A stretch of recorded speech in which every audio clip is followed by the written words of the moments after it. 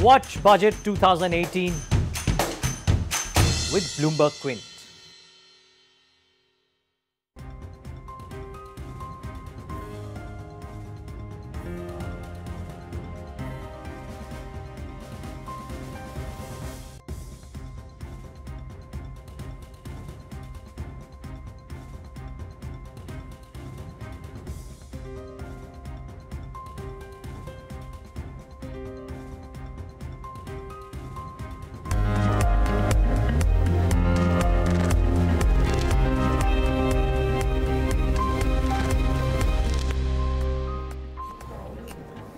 And welcome to this special edition of Ask BQ, where we answer all your budget-related queries. You can write to us on Twitter, Facebook, or just call us on 022-4540-4141, or you can mail us at askbq@bloombergquint.com with all your financial queries, and we'll try and address as many as possible on this show.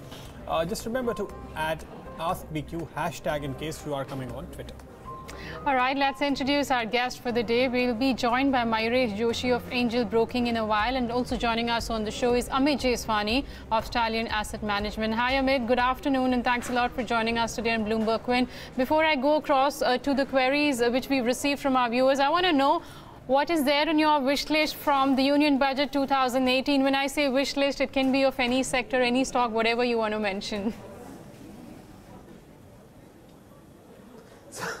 The wish list is very large, Navneet, and the most important, see, there are going to be 3 R's which are important. This government has a way of, communicating things, 3 W's, 3 R's. So the 3 main important thing is roads, rural, and residents. So affordable housing is going to be a huge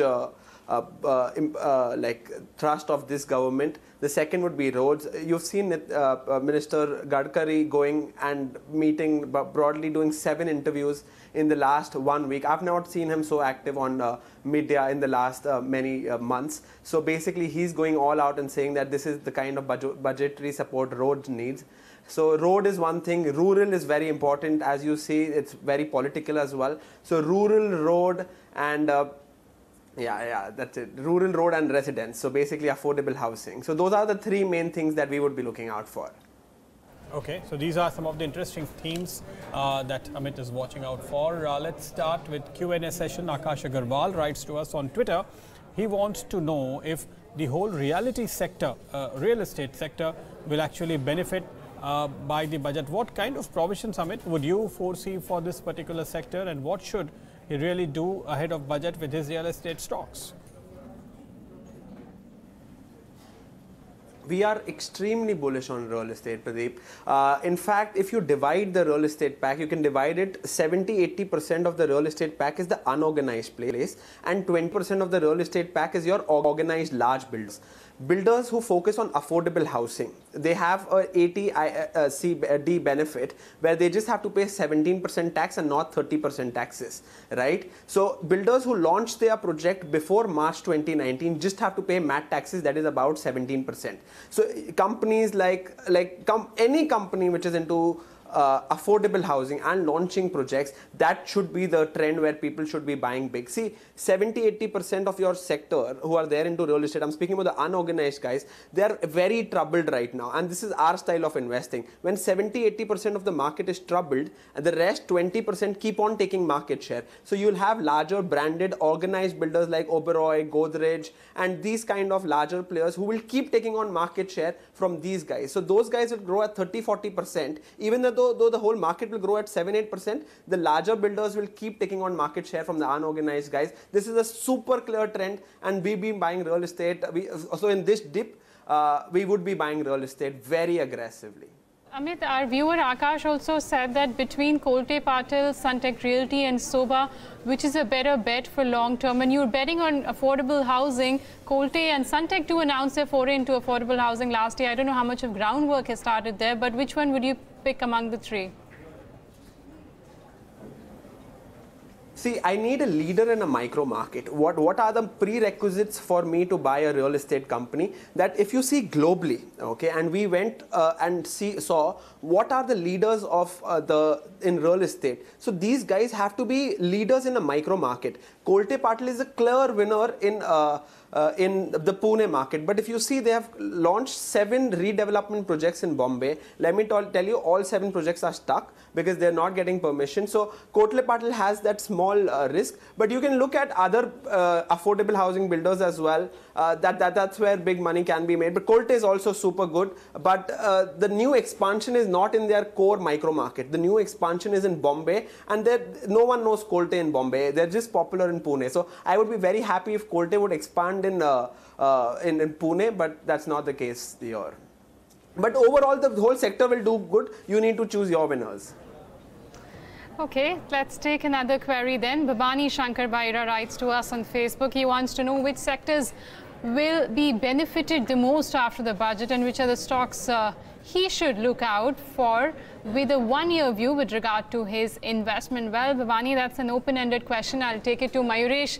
Mayuresh, Babani wants to know which are the sectors that will benefit post the budget. We have to wait for the budget for it, but tell us which are the themes or sectors that you're betting on that could probably get benefited post the budget. So like Amit has 3 R's, I think our concept suggests 3 A's.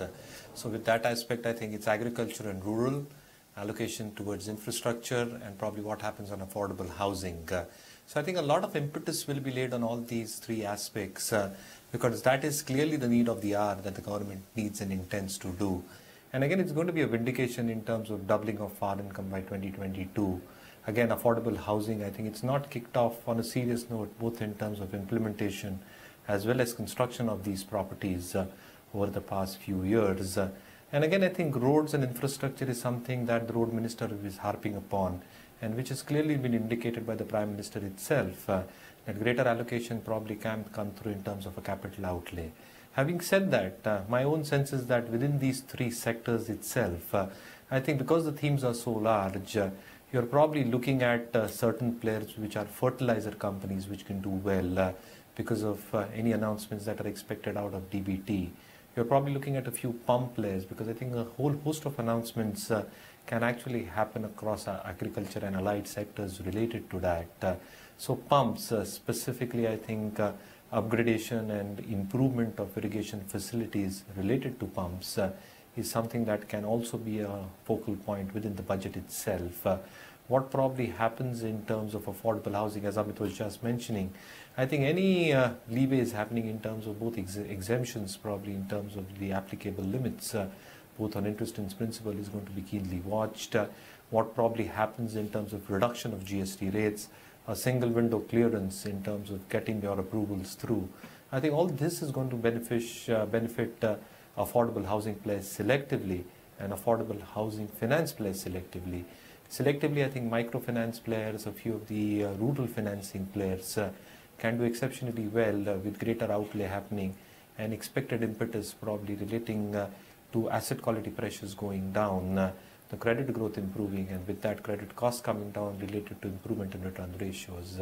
FMCG staples selectively should do well as the distribution network improves, the disposable income specifically in semi-urban and rural areas go up, and as these factors probably aid the leverage and the expansion facilities in terms of their balance sheet dynamics, selectively I think rural focused FMCG and consumer staple plays should also be doing well.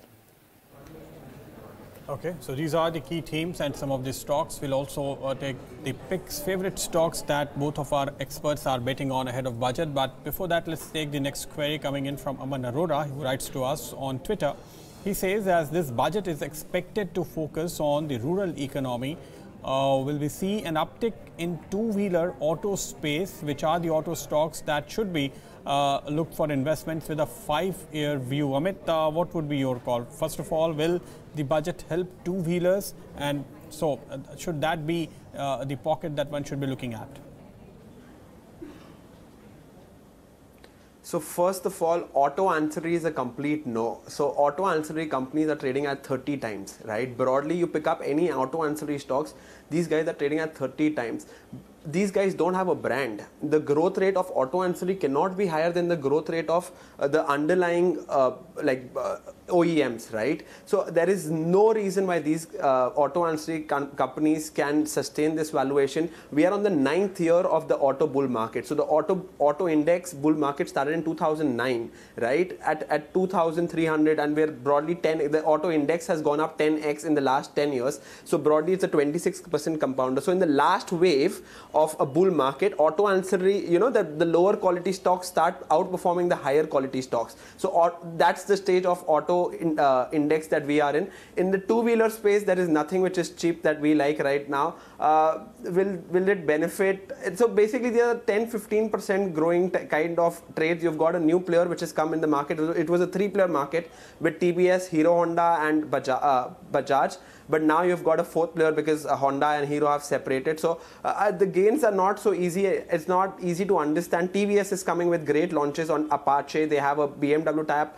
but this just so expensive. TVS has an operating margin of 7%, and other players like Bajaj is at 18%, Hero is at 12-13%, but TVS gets a just unbelievable valuation. So that's the company we like, but at these valuations we don't like. 60 times historical, or maybe 40-45 times forward earnings. But Bajaj would be what, 2022? If you look at Hero, is again 20 times. It's still expensive.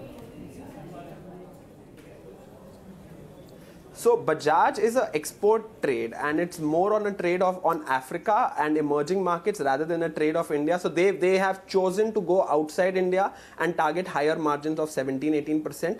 Hero is cheap, but then there is not so much growth there. So TVS is getting those high valuations because of the new launches, and that thing is missing on Hero. But overall the sector is good. So the sector is not bad. TVS, I don't understand the valuation, to be honest. The market's way too much excited about the new launches, and the rest look okay. Like Bajaj is not an Indian trade at all. So about only, I think, 40% is India and 60% is exports. Hero Honda is more of an Indian trade, you can say. That's the only one where you can look at. Okay, that's the view in the auto space. In fact, Pradeep, the industry is also asking for some sort of relief when it comes to taxes for companies who are venturing into the EV space. So I think that will be the most watched out in the auto pack. But our next query comes from Ramya Jain, who's written to us on Facebook. She wants to know if the renewable energy space will be in focus for this budget, and she wants to know for which stocks to bet on with a short-term view. Mayuresh, I'll throw this question to you. From the renewable energy space, anything to watch out for? Any short-term? She's asking if there's any stock play there.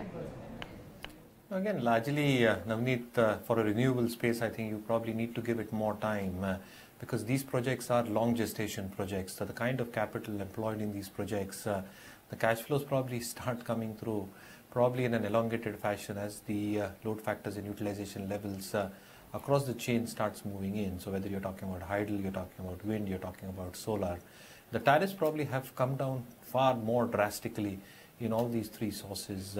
Somewhere even on the hydel side, take for example NHPC, I think 50% of the work in progress is stuck up. And with that respect, again, I think the kind of expectations of revenue projections probably go in for a toss. So my own sense is that maybe there are better times ahead to probably looking at the renewable space as a whole. Again, I think the themes probably to look out, and infrastructure, anything to do with that, I think there's going to be added capital allocation that is expected to come through.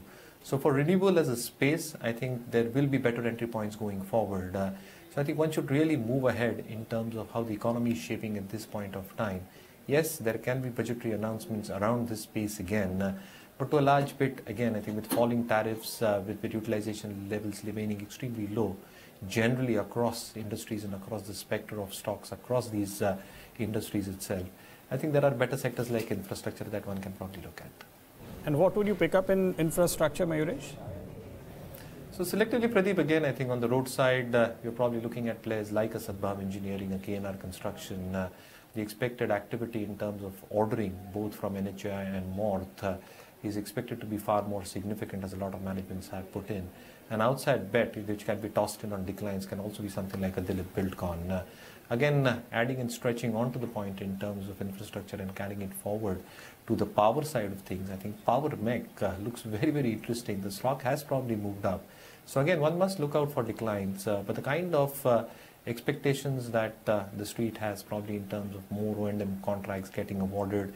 And as you were saying, I think even on the renewable side, I think a lot of the projects in terms of setting up idle projects, servicing the existing power plants, or even the non-power business, which is again 1,600 odd crores out of its total order book. I think that looks very, very interesting.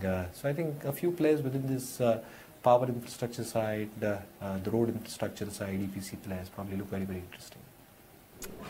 Okay, let's take some more queries that we are getting. Mayank Verma writes to us on Twitter. He asks if there will be a price increase for cigarettes in this budget. He's also said ITC has not taken a price increase close to the budget, so how will it impact the stock? Well, Mayank, let me tell you first, excise duty is done with when it comes to cigarettes, because now GST rate of 28% is applicable. And with regard to ITC not increasing prices before the budget, they've already increased after the GST rates were tinkered. Post that, in fact, for the last 2 quarters, ITC has been increasing prices. But let me take this question to Amit. Amit, what's the view on ITC? Because the valuations, the majority of these analysts say it is trading at a cheap valuation, especially when you compare it to the biggie HUL. I know excise duty is done with, but I think it's the government cess now which is in focus when it comes to the cigarette business of ITC. So if you see globally, cigarette is one of the best business model. If you see the last 50 years, we did an analysis on this. The best performing stock has been Philip Morrison, which is a cigarette company. The thing is that if you have a 10-20 year horizon, this company, the moat is pretty strong, and the company will be able to pass on the prices. But if you see the volume growth, that volume growth is not so strong because there's strong competition which is coming from illegit cigarettes. So it's not that people have stopped smoking, but the share of illegit. So as your taxes keep going higher, the share of illegit cigarettes, duty-free cigarettes increases. So that's been affecting volume a lot for ITC. But broadly, 5-10 year view, you will keep getting 10-12% kind of return. This is not a 25 CAGR story. They've been promising a lot on the FMCG side, but I think that's not an easy business. Okay, so that's the call coming in on cigarette. Mihir Keswani writes to us on Facebook. He wants to know if it is the right time to invest in Karnataka Bank with a 10-year view. Mayuresh, what's the call? That's too long a view, Pradeep. So I think the investor should probably take it every couple of years, probably revise his portfolio. But within the banking sector itself, again, I think my focus goes probably on the large corporate-facing banks. So I think ICICI Bank is something that I probably still like at this point of time. Again, the results are there tomorrow, so what probably happens in terms of the drill down of the watch list, the elevated pressures that one seen on the corporate book, specifically in terms of reported GNPAs, elevated provisioning, which is probably taken a hit in terms of increased credit costs. I think that is probably in the price at this point of time. As these pressure points start ebbing off over the next few quarters and as credit growth starts picking up, which you've probably seen having significantly increased on the retail side, but selectively even on the MSME side and the SME side, as this growth starts picking up and the overall credit growth reaches double digits over the next few quarters, I think ICICI is in a big beneficiary state at this point of time. Again, valuations not too expensive, and there is every scope for increase of ROAs and ROEs. So put it straight and forward, I think over the next 2 to 3 years, I think I remain extremely bullish on ICICI Bank. I think go for the large cap names. I think the expectations of earnings recovery and stability in terms of reported numbers is far better there. And the worst is probably over in terms of the corporate book and the deterioration that we've seen there. Briefly, Mayuresh, if you could tell us, do you think a higher fiscal deficit has been discounted by bond markets and also is priced in when we look at the current price of these major banks? So to a certain bit, yes, I think, because if you see the moment that has probably happened in terms of the yields, a reflection in terms of what has been the jitteriness going around in the past few weeks, specifically when the government announced a few weeks back of 50,000 odd crores additional borrowing required, reverted back to 20 odd thousand. So again, I think a minor slippage is something that the street can live with, and that is probably getting reflected in the yields at this point of time. But the larger picture is, what does the exchequer do in the fiscal path when it declares the next year's projected numbers? So are you probably going to stick with the target or the roadmap that you probably devised, or is there going to be some amount of laxity happening on that front as well? So I think that is something that we'll come to know on the first, but at least the slippage marginally is probably to a large bit discounted by the bond yields. Whether the markets will accept that, I think a knee-jerk reaction can probably get seen in the market or witnessed by that, to say the least. But I think a few basis points miss, even if it happens, I think will get digested and gestated by the markets. Okay, gentlemen, before we let you go, I'm just going to take one top pick from both of you. Amit, I know you've stated a lot of them and majority of them are from the affordable housing space, but give us your last one top pick for could be 2018 or could be a play on the union budget as well. So my largest holding and Stallion Asset's second largest holding is Dilip Buildcon.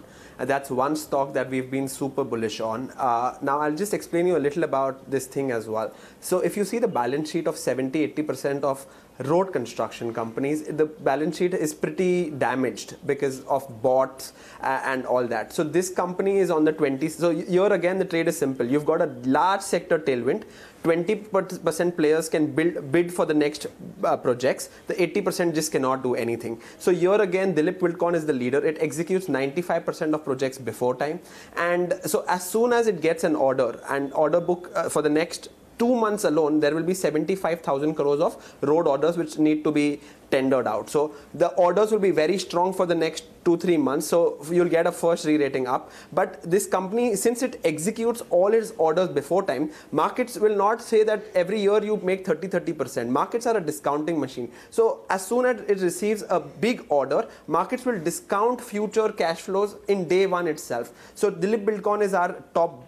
It's my largest allocation and my top pick for 2019 and 20. Okay, well, thanks Amit and Mayuresh for taking time out and answering all these queries related to budget coming from our viewers today. Well, that's it on this special edition of Ask BQ. Thanks very much for watching, but stay tuned to more news and updates on Bloomberg Quint Live.